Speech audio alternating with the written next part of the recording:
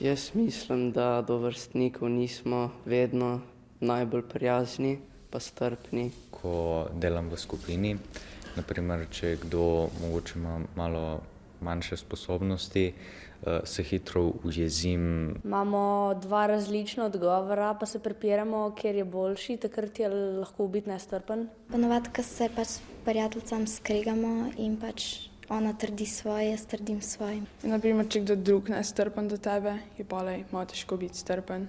Včasih na hitro odreagiraš drugače, kot če bi prej imel dosti časa za razmislek. Jaz se poskušam držati stran od vseh konfliktov. Se umirim in mu lepo počasi razložim. To jameve, da rabe druga ob sebi in se drugi opravičuje.